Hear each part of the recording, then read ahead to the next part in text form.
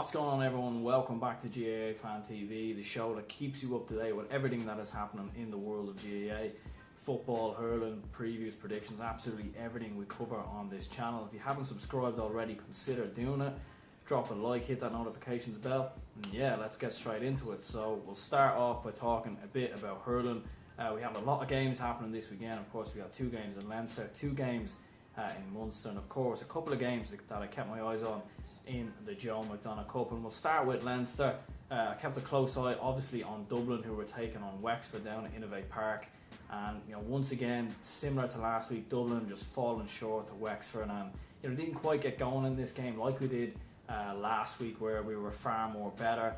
I thought Danny Sutcliffe in this game just didn't quite live up to what he'd done last week. I feel like if we had a play with that same sort of momentum from the Kilkenny game, maybe we would have won this, because Wexford probably looked a little bit rusty coming into this. This is their first game of the championship this year, and to be fair, although Wexford always had that lead over us, I was always pretty confident that at one point or another we would start turning it over. And David Tracy, of course, I thought was good for Dublin, especially that point he got towards the end. But I just feel like at times we don't take our chances, we hit too many wides, we create a lot of chances, we're ambitious. That goal we scored towards the end was a fantastic finish as well. So there are a lot of positives to take from Pat Gilroy in Dublin at the moment. We are moving in the right direction.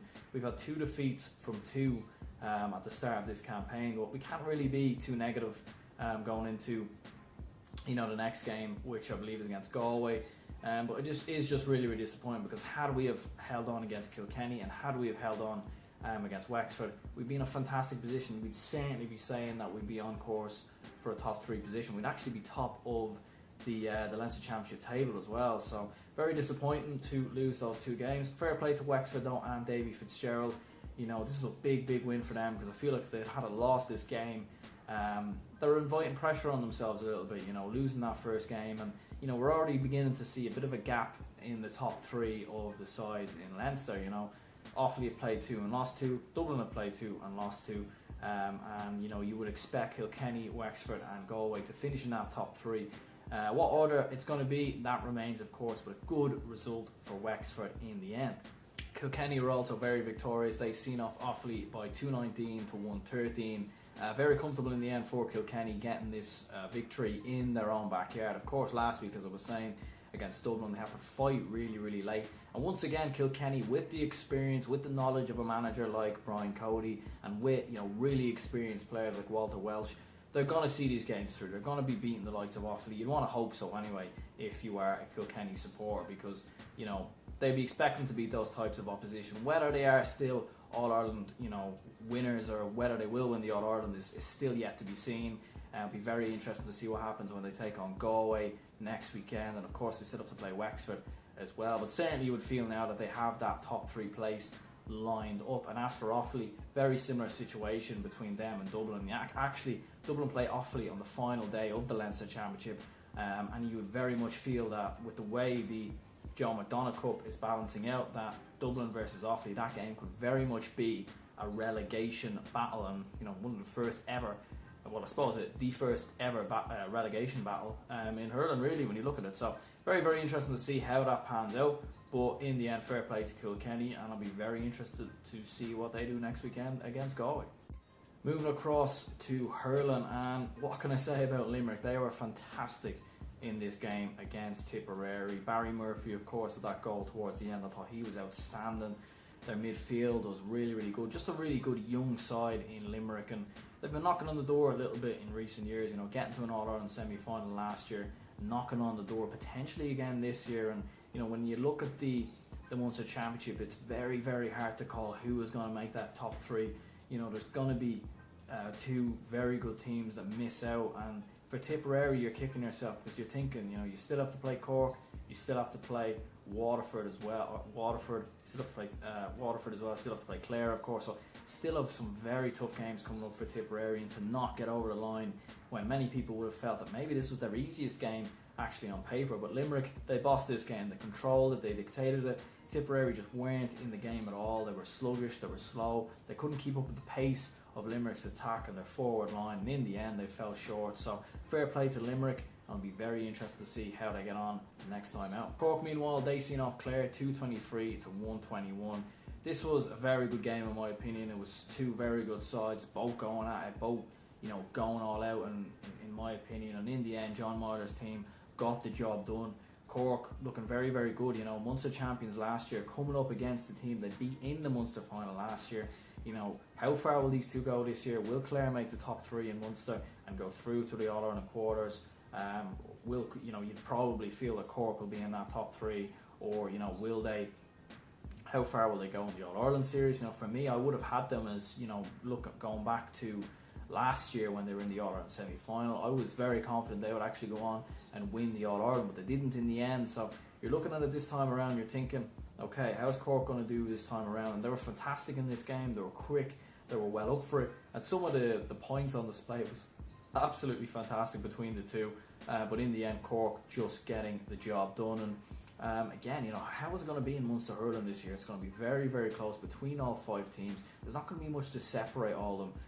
Whereas I feel like in Leinster you can sort of make a distinction as to who's going to finish in the top three. Whereas in Munster, it's going to be very, very close.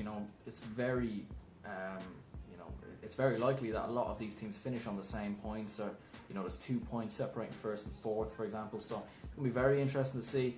But fair play to Cork and John Myler. If we touch on the Joe McDonagh Cup very, very quickly, wins again for Westmeath, who've now made it 3 wins from 3, and it's looking very, very likely that Westmeath will be the team that wins the Joe McDonagh Cup and of course gets promoted to the Leinster Championship next year. It's looking very, very likely. Of course, a great win as well for Laois, who actually beat Antrim. Very big win for Laois, getting their first win of the campaign. Ben Conroy, Patrick Purcell were very good in this game. They dominated the midfield. They dominated the game in all aspects, really. And you'd have to say fair play to Laois on this one, getting the job done. I still think Antrim will just have a bit too much going into those closing games. And I do feel like Westmeath, they've got that nailed on pretty much now. They still have to play Antrim, of course. It's going to be interesting to see how that pans out. But very interested to see, nonetheless, some great performances in there. And, I have been keeping a close eye on the Joe McDonagh Cup.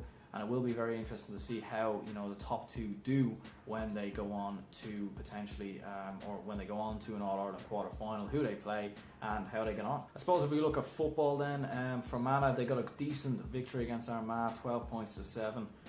Very disappointed in Armagh in this game, to be honest with you. I actually had a bit of a bet on them to win the Ulster Championship, to be honest with you.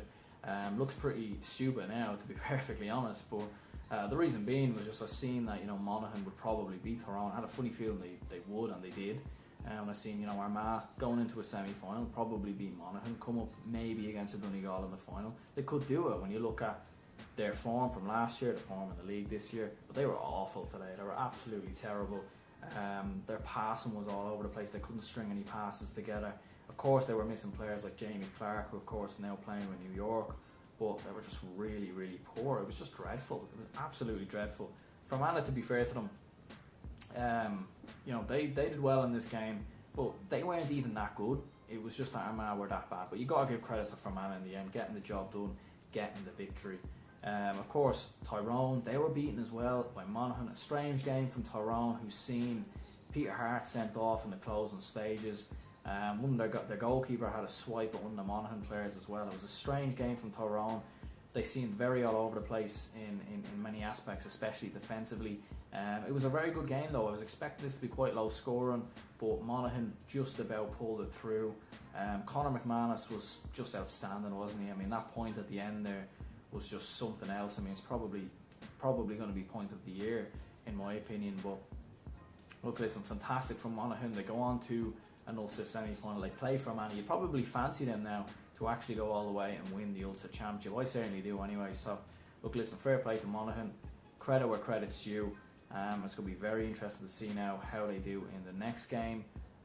But brilliant performance all around. And I have to say this was a great game, because after watching Fermanagh Armagh yesterday, and then Mayo Galway last week, which was a poor game as well. I was thinking of this one. I was like, this is probably going to be a pretty poor game as well. And I think everyone kind of echoed that opinion. It wasn't even broadcasted on live TV. So, but look, listen, Monaghan get the job done, and hopefully it's another great game when they play for Monaghan. Of course, there were two games as well being played in Munster. Clare and Tipperary both seeing off their opposition with pretty much ease. Of course, Clare breezing past Limerick and Tipperary breezing past Waterford. I seen this coming pretty much. Tipperary and Waterford and Limerick, both finished down in the bottom of Division 4. So you kind of seen that coming. They both finished with like 3 points or something like that. So I think everybody kind of seen this coming. Clare looking very good to be fair. 122 from play. Looking very, very good. James Tubridy looked really good again for Clare.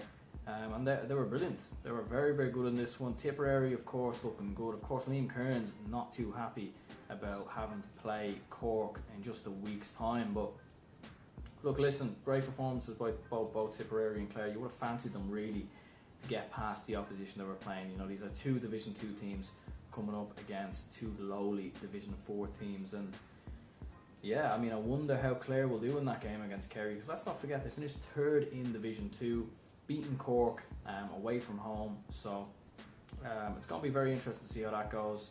And fair play to them for getting the job done. Tipperary getting the job done as expected, getting past Waterford, and they play Cork now, obviously, as I said, this weekend. So anyway, guys, that is going to be the end of the video. If you haven't subscribed already, consider doing it. I'm going to be dropping a number of previews and predictions over the next couple of weeks, previewing matches, previewing games. I'm going to be obviously reviewing a lot of the games as well. Hopefully going to go to a couple of the games as well when Dublin start playing. Of course, they play Wicklow soon. I won't be going to that one, but when they get to the Leinster semi-final, as you would expect. So anyway, if you haven't subscribed already, consider doing it. And yeah, I'll catch you all next time. Alright, good luck. Peace.